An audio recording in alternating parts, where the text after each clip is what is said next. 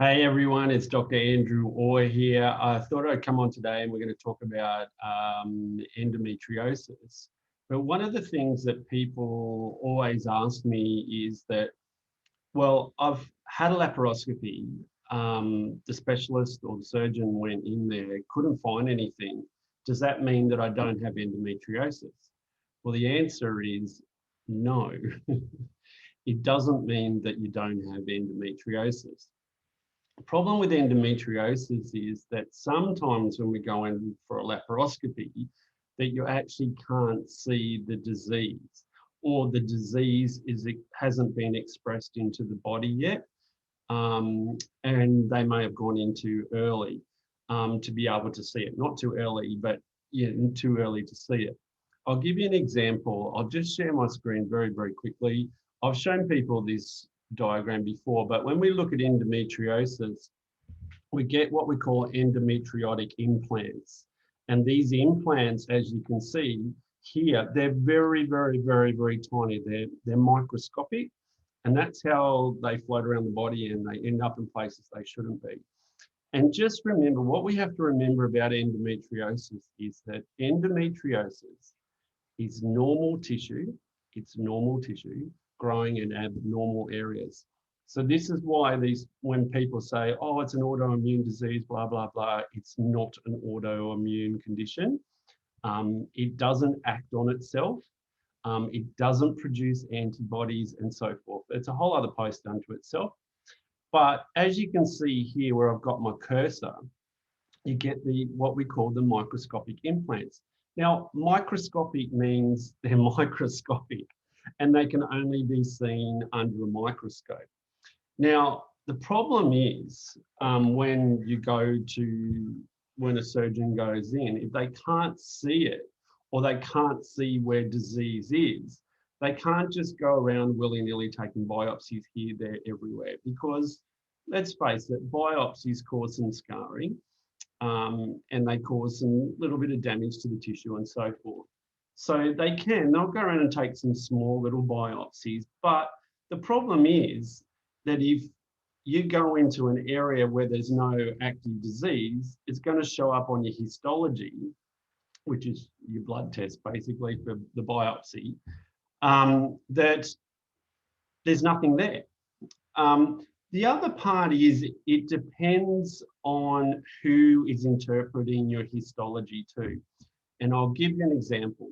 Now, before I go on to that, let me be very, very, very, very clear about endometriosis and the diagnosis of endometriosis. Endometriosis cannot be diagnosed by scans. So the definitive diagnosis is a laparoscopy or surgical intervention, because some people can't, sometimes they have to go on and do a laparotomy, a big cut, and it requires histology, basically a biopsy, and then it's sent away to pathology to have a look and see if there's endometriotic implants or there's activity of endometriosis. Now, as I said, scans can't. Now, there are, well, I hate saying it because as soon as you say that there are scans that can find endometriosis, people tell me, oh, there's scans? No. But for deep infiltrating endometriosis, where it's deep infiltrated into the tissue, sometimes it can be seen on an MRI or a high contrast ultrasound, but it needs to be done by a gynecological sonographer or a radiologist, a gynecological radiologist, that is. But the definitive diagnosis, when we all get back to it, whether it's suspected, gets back to a laparoscopy. And let's face it, that 90% of endometriosis found isn't deep infiltrating endometriosis, it's superficial endometriosis, and that cannot be seen on a scan. It can't. And this is the problem. So again, and it all gets back, because some people say, well, I've gone and had a laparoscopy. One of my first questions is, who did your laparoscopy? Wasn't an advanced trained surgeon. No. Well, you might have had it missed. And that's one of the things I keep saying to people. You need to see an advanced trained laparoscopic surgeon who specialises in the excision of endometriosis. Now, not just because your normal specialist, you might have just seen an OBGYN, can do a laparoscopy, doesn't mean that they can do one well. And this is not a put down, by the way, it's just a fact. It's not a put down of anyone, any profession. I won't hear of that because that's not what this is. It's just telling the facts. Look, the fact is that many women are missed and dismissed up to 10 years or more, and apparently it's down to about 7 years, but 7 years is still disgusting. It means that someone's missing it. Someone is. That is the truth. And even when you do have an advanced trained surgeon, and I mean what we call a proper advanced trained laparoscopic surgeon who has certification as an advanced trained laparoscopic surgeon, not someone that's just gone to a weekend course in advanced trained surgery. So we're seeing a lot of that now, that some people are putting up that they've done advanced training in laparoscopy. And what that means is they've just done a weekend course in it. Doesn't mean they're advanced trained, because once they're to have advanced trained certification, they have to do a certain amount of surgeries per year. They also are peer reviewed, and it goes through a whole, there's a whole level of training here that they do over and above their normal surgical training. These guys are the best of the best. Anyway, that's a whole other story unto itself, but that's why a lot of people get missed, because they haven't seen the right person. Now, the hard thing is people say, oh, I want to find someone in the public system. What you have to understand is that when you go into the public system, you are getting a trainee. And again, this is not putting anyone down. Every surgeon has to start somewhere, and they have to do training. But like any trainee, they're not a qualified surgeon yet, and they miss things. And it might take them years and years to learn things. And this is why things get missed as well. Yes, they are overseen by a senior surgeon or a senior registrar, but it also depends on that person's skills as a surgeon, and also their skills of knowing what endometriosis is, because not every gynecologist specialises in endometriosis. And this is why you need to see someone that specialises in endometriosis.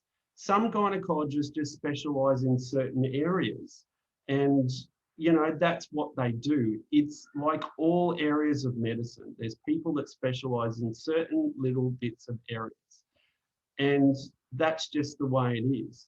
But if you're going through the public system, you have to understand that you are getting what you are given, and that you have a trainee working on you.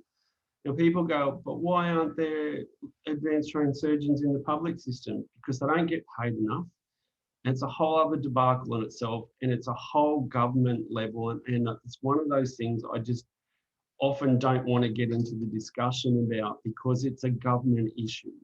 And if anyone thinks it's not fair, then take it up with your federal member, and then take it up with your government, because that's what the problem is. But again, some people, that's all they have. They have the public system, that's it. That's what you have to work with. And unfortunately, due to demographics, social status, financial status, some people, their only option to get a laparoscopy to be diagnosed with endometriosis is through the public system. And that's what you had to live with. Is it the best option? No, it's not. The private specialists, 90% of the time, or maybe more, will pick things up that get missed in the public system. But again, they're trainees. It's not it's not a downer on them. They're trainees. That's all I'm going to say. Trainees, trainees, trainees versus someone that's highly qualified, highly skilled. That's the difference. And unfortunately, due to finances, the whole lot, they choose to go, the best ones go out into private practice because there isn't enough support, there isn't enough money, there's a whole range of issues. Again, as I say to people, you can't keep blame and stay in the blame game. You just have to work with what you've got, do what you can, and move forward, and then work with other people like a multi-modality approach to get what you can. And if you can't afford it and you're subjected to just working in the public system, then make the public system work for you. Get a good GP and get a good GP that will advocate for you and send you to a good pelvic physio and a pelvic floor specialist, pain management clinics, a psychologist. And this is all through, in Australia, is through Medicare. So we are quite lucky compared to other places around the world, even in the States, where healthcare is really expensive and so is insurance, and they don't get the benefits that we get here in Australia. So we're actually quite lucky. But despite all that, then what I'm trying to say to people go, oh, I've had a laparoscopy, they said I haven't got it, but I'm still getting all these symptoms. Do you think I could still have it? And the one thing I always say to people is, yes, you could still have it. And often that's hard for people to get their head around because they've had the laparoscopy. It can mean one or two things. One, the disease hasn't been expressed into the body yet, and it might be microscopic and just sitting there under the surface. I shouldn't use the because endometriosis isn't found in the uterus. The endometriosis that's found in the uterus is called adenomyosis. That's another thing. There is no difference between endometriosis and adenomyosis. They're exactly the same disease. They're just in different locations, hence the different name. That's it. But in essence, it's endometriosis. Adenomyosis is endometriosis. Got a bit tongue-tied then. Adenomyosis is endometriosis, which is deep within the uterine tissue. That's what it is. Because if you take a biopsy and they're put under a microscope, they're exactly the same disease. 100% fact, exactly the same disease, just different locations.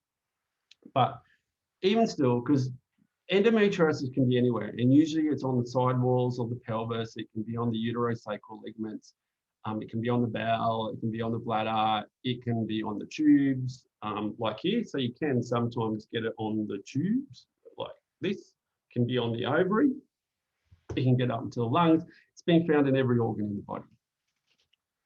Now, the thing is, you can go in, microscopic means it can't be seen with the naked eye. So that's what happens sometimes. And then later on it expresses out. So this is why it's very important to know what the symptoms are. And if all the symptoms match up with endometriosis, it's more than likely that you have endometriosis, and the treatment principles and the management principles are as if you had endometriosis. Because there's a couple of scenarios here. More often than not, when they've done a laparoscopy previously, one, it could have been a bad technician, like the surgeon's skills might not have been up to scratch. It could have been a trainee. It might have been a surgeon that doesn't really see a lot of endometriosis and might be looking for, I don't know, but they miss it. And that's the truth. There's all reasons why they miss it. Advanced trained surgeons, less likely that's going to happen. But even with the advanced trained surgeon, I've seen them go in, they've gone, there's no endometriosis there. I'm 100% sure she's got endometriosis. I think it's just too early. The disease hasn't been expressed yet. And that's what it is. And we will continue with the management and the treatment. But the problem is, because there's no diagnosis, no one wants to say that you've actually got it. But the reality is you've got it. And if you've got a family member with it, if your mum's got it, or your sister's got it, or your mum's mother's got it, there's a high likelihood that you have it. And if you have it, there's a high likelihood when you have children, if you have children and they're girls, they've probably got it too. And this is something to be mindful of. But there is another thing too. It gets back to histology after they've taken a couple of biopsies. I've just had a recent one, and this is why I wanted to share it with you. I had an advanced trained surgeon call me on Friday to tell me that he'd gone in and done a laparoscopy on someone, didn't find any endometriosis at all. Waited for the histology to come back. The histology says there's no endometriosis or no endometriotic implants or cells found. I've been speaking to the patient and said, look, your pain and everything is 100% endometriosis. Lucky the surgeon backed me up on this every time. And again, this is not a testimonial or anything like that. I'm just telling you to explain when we get to the point. He said to her, look, I was 100% confident I was going to go in and find a lot of endometriosis, or at least some endometriosis causing all your pain or your symptoms. As far as I'm concerned, is that you have endometriosis. We've ruled out adenomyosis because that can have the same thing. You don't have interstitial cystitis because we did a cystoscopy, had a look in your bladder, which can mimic all the same symptoms of endometriosis. So they've ruled that out. And I checked all your pelvic floor. Your pelvic floor is not, it's firing off a little bit. So some of that can be some of your pain, but I'm 100% confident. And he said to me, what do you reckon? And I said, look, I actually don't believe the histology report. And he said, yeah, actually, that's a good point, because it sometimes depends who's on the day. Because again, if it's human error, if someone that's not really used to looking and might have been overwhelmed and they pushed through things too quickly and not had a look. So the surgeon said to me, I'm going to ask for a review of the histology. So he did a review of the histology and said, I want it really checked. Now, when you ask for a review of histology, it gets sent up into the senior pathologist, who will have to sit there and look over it properly. Late Friday afternoon, I've already left the clinic. On my way home, I get a mobile phone call. Dr. Orr, you were right. And I was like, excuse me? And he goes, yeah, you were right. He said, I did the review of the histology and it's come back and they've spent a couple of hours looking at it and they've found endometriosis. This patient 100% has endometriosis. And I said, isn't this funny? We say this to people because often I'll sit here and not have an argument, but people will say, but I've had a laparoscopy, they haven't found it. They said, there's nothing. I'm like, you've got all the symptoms. It even means we need to do another laparoscopy and go in and have a look. And I've seen it here where I've had people who've had a laparoscopy and then had to send them for another one, and the advanced trained surgeons actually found lots of endometriosis that was missed as well. But in this case, he said, I can guarantee you 100%, I went in, I had a look, couldn't find anything. He said, any suspect bits where I thought there may have been, that's where I biopsied. He said, must have been really, really lucky because now it's come back and now we can treat it. So that was the point of the story. Long way around, but sometimes you've got to explain things like that. So if that is you and you've had a lap before, one, again, I'd go through all the things again. Who did it? Did you have an advanced trained surgeon? No. Was it a trainee? Yes.